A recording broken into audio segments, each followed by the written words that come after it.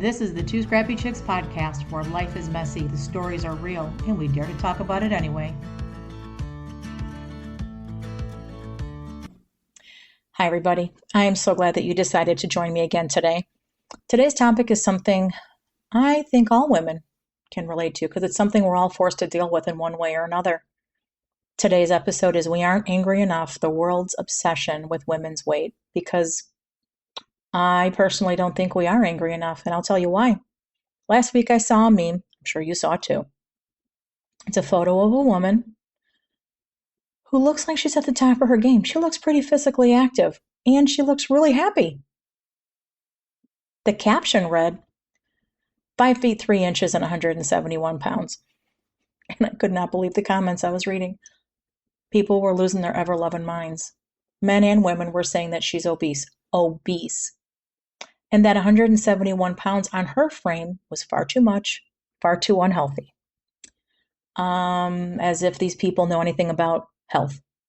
Hers or anyone else's, especially when it's exclusively based on a person's height and weight ratios. I mean, I can think of at least 3 obese men in the entertainment industry.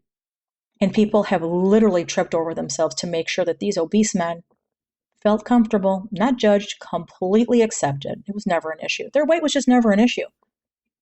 Well, clearly these men, the ones I'm speaking of, I'm not going to name names, but I'm sure you can think of them too. I'm sure they're coming to mind.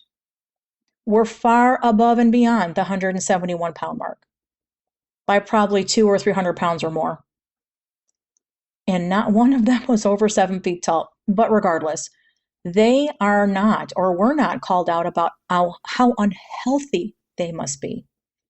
Don't you find that interesting? I mean, there's literally no such thing as a mom bod, no matter if she's had children or not. But there's definitely a thing called the dad bod. Again, it doesn't matter if they're fathers or not, but the dad bod man is completely exempt from any judgment whatsoever about his health, and certainly no one dares to call him obese.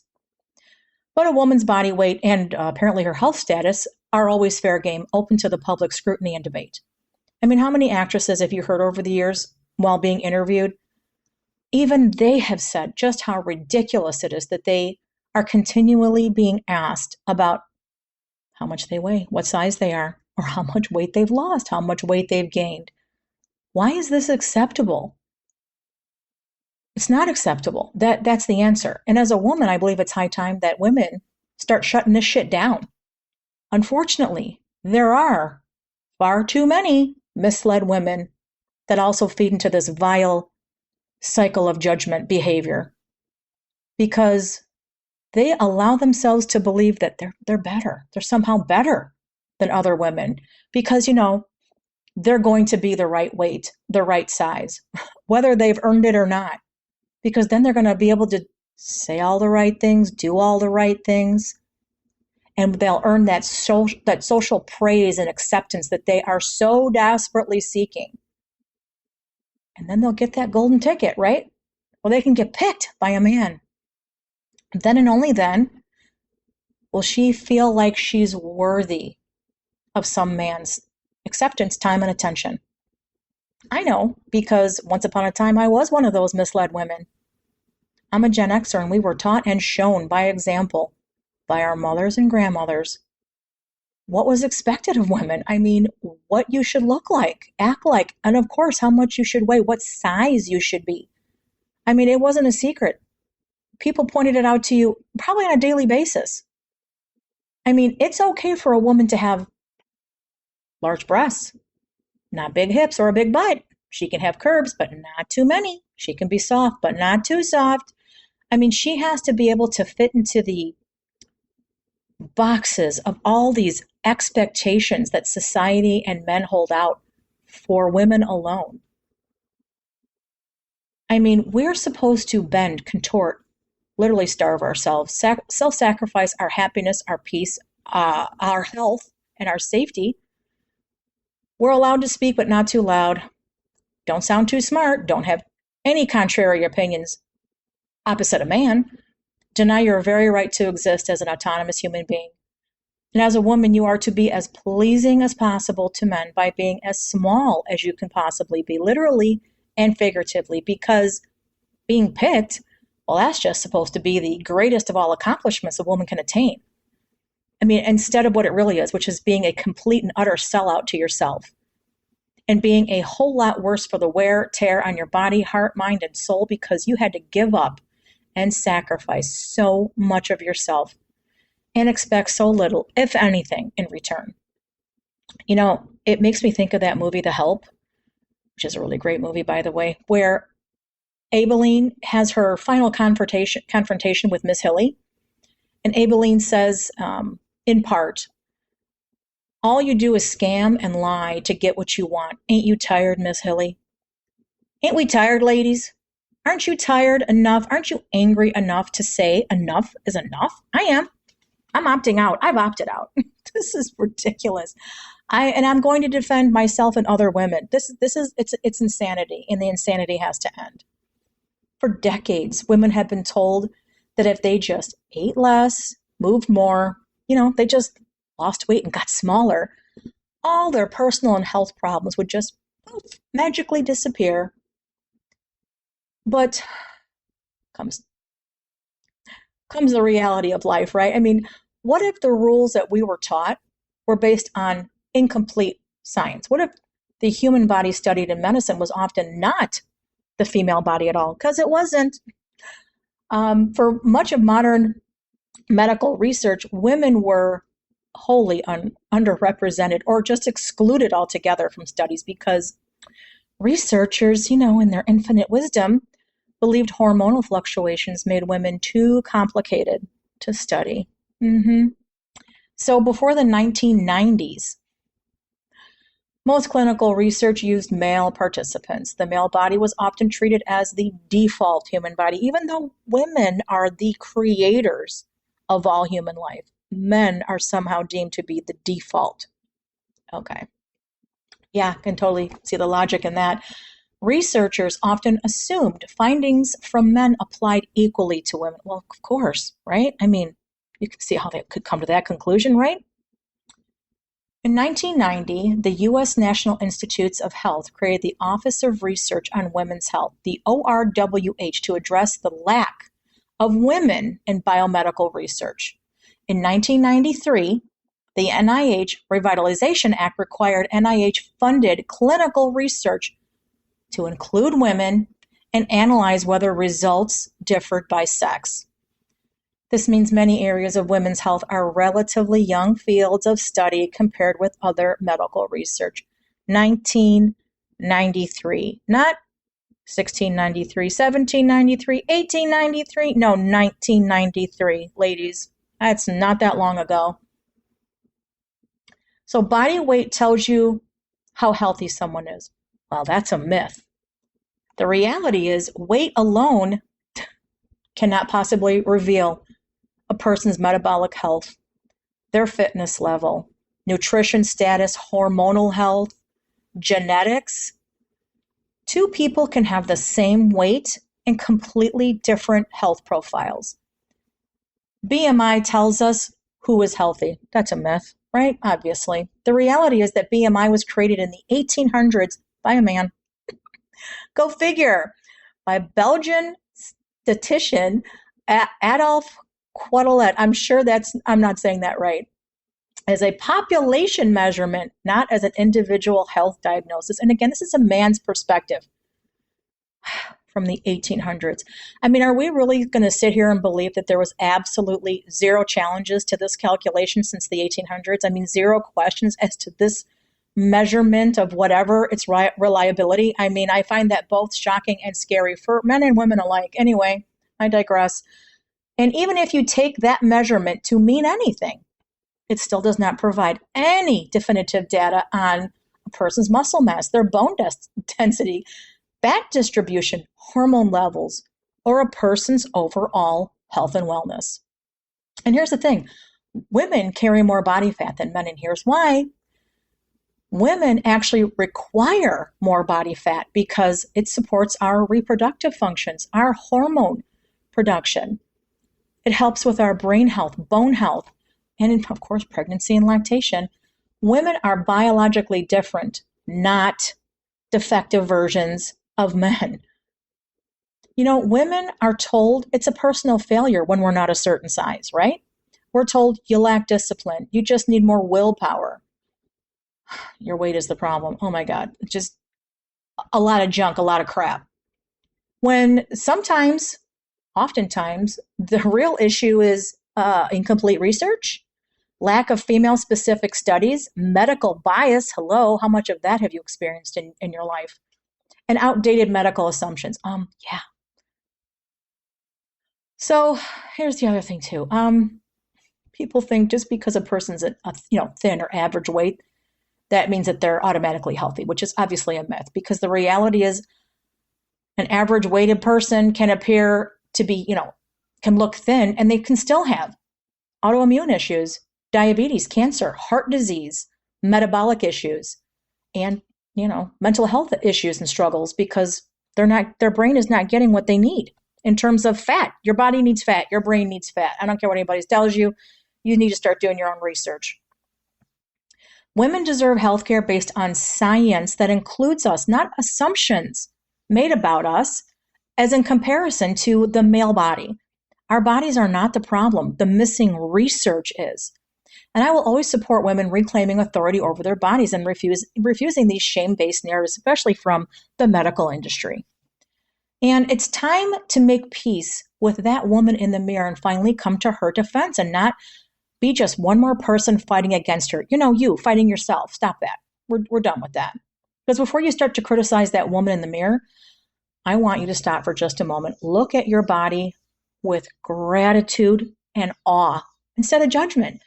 Your body has carried you through every single day of your life.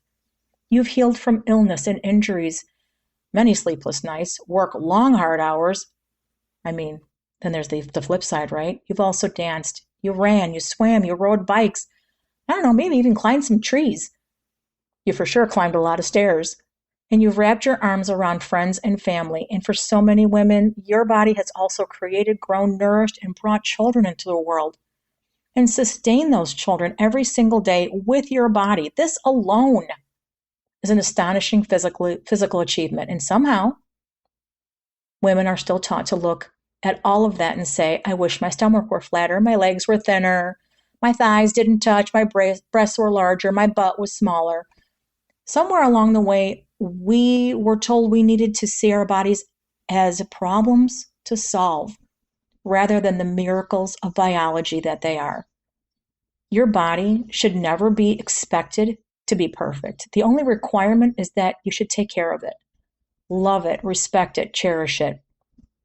You do not need permission to exist in your own body, because there's always going to be someone who thinks you're too big, too thin, too tall, too short. If you spend your life trying to satisfy everybody else's opinion about your body, listen, you're never going to be happy with who you are, who you have become, who you have yet to become, like who you are truly meant to be, is not what anyone thinks or expects from you, because whoever standards that you're trying to keep up with, you keep chasing, they're impossible standards for you to meet. A woman's beauty, her worth, should never be allowed to be measured in pounds. Like this has to be stated out loud, really? And there's something I hope that every woman listening gives herself permission to do. Starting today, walk away. Please, just walk away. Walk away from the conversations where your body is the topic of conversation. No, not up for discussion. And walk away from people who constantly tell you what you should weigh, what they think you should weigh, not even what you should weigh, what they think you should weigh. And walk away from anyone who makes you feel as though your value literally depends on fitting into their idea and standard of what beauty is. Set boundaries with the people who are repeatedly criticizing your appearance. You don't have to argue. You don't have to defend yourself. You don't even have to explain or justify your body. You're the one that gets to decide that your body is no longer open for public commentary.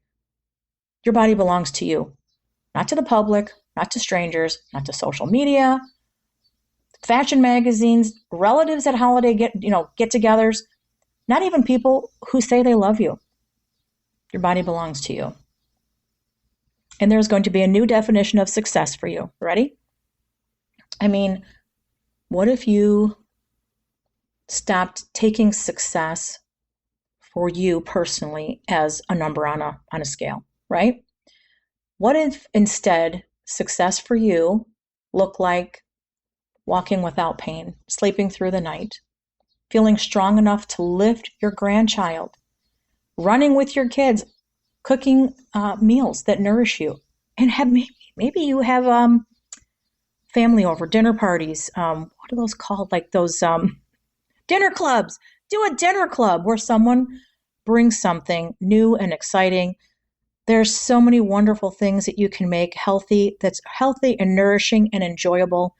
And food is always better with others, right? Especially others who really love you and aren't going to sit there and shame you for what you're eating or not eating. Becoming more active and doing the things that you once loved, or start something new, like running, swimming, biking, hiking. What do you want to do? What do you want to do? What's going to bring you joy in your life? What's going to make you feel like you've had a sense of accomplishment? I keep talking about blocking. I'm telling you, you got to check her out, Deanna Hansen. I am not getting paid. I don't get anything for free. I have been using the towel instead of the blocks. And that's how I've gotten started. For the past 7 weeks, I have seen some incredible things. And I was the kind of person that was constantly in pain. And I've done chiropractors. I've done massage therapy, physical therapy, aqua therapy, acupuncture, this diet, that diet, block therapy. I'm telling you, I can't say enough. Go get you a towel, roll it up, go on YouTube and look up block therapy. And that's going to help you regain, if you're having any issues with your mobility or pain, to be able to do more. Because I know that's what I'm really enjoying, is now wanting and being able to be more physically active in my own life. And how about also promising yourself that you're going to laugh more, dance more, and finally become comfortable in your own skin? This is what this is about. Now, that's really something worth striving for. That's worth chasing, not somebody else's twisted, uneducated expectations for you. So this week, this is the challenge for you. Stand in front of a mirror. You don't have to stand in full of a full body mirror. I'm not telling you to do that. Just stand in front of a mirror, not to criticize yourself and not to inspect, like they tell you, oh, take a picture, mark all the things. No, we're not doing that. You're not going to pick yourself apart. No.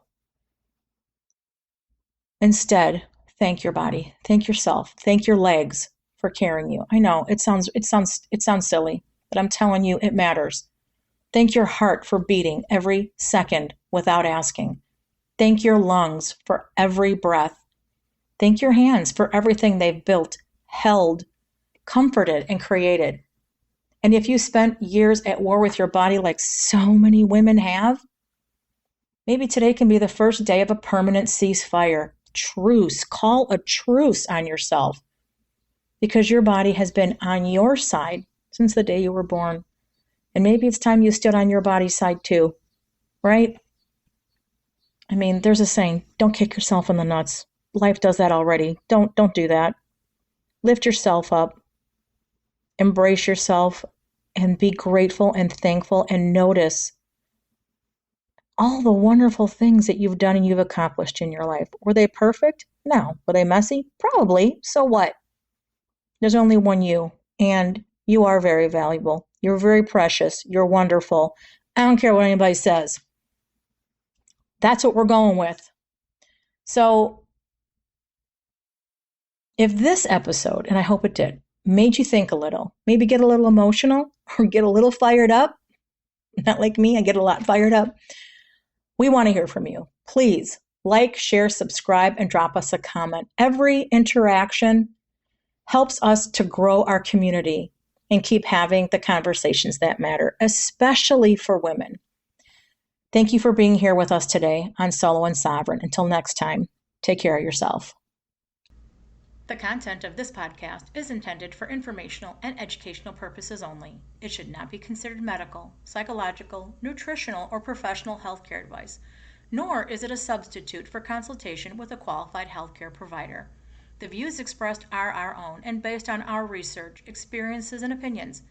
Always seek the advice of your physician or another qualified healthcare professional before making decisions about your health or treatment. We really appreciate you hanging out with the Two Scrappy Chicks today. If you enjoyed this episode, don't forget to like, subscribe, download, and share it with a friend. And if you have any questions or topics you'd like for us to cover, just let us know.